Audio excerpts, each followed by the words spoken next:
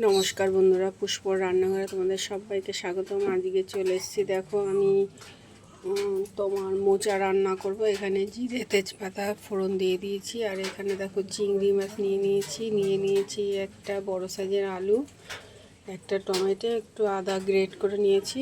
চলো আমি আলুটা প্রথমে দিয়ে দিই।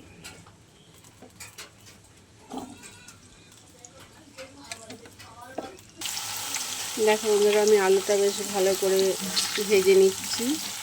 আর এখানে দেখো মোচা আমি কুচিয়ে সিদ্ধ করে নিয়েছি। একদম সিদ্ধ করে নিলে কীরকম কালো কালো হয়ে যায়।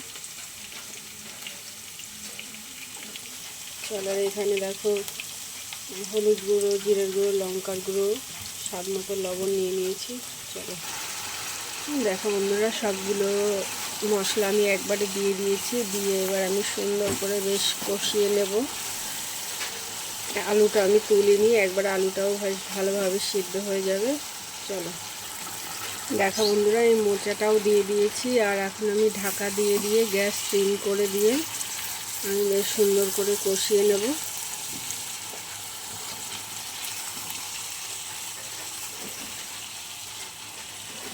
যাতে আমার সব কিছু ঠিকঠাকভাবে সিদ্ধ হয় আর বেশ সুন্দর গায়ে মাখা হয়।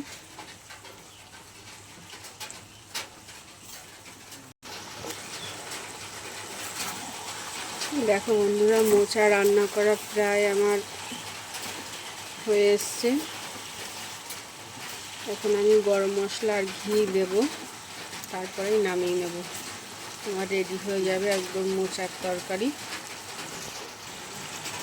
দেখো বন্ধুরা, ঘি আর গরম মশলা আমি দিয়ে দিলাম।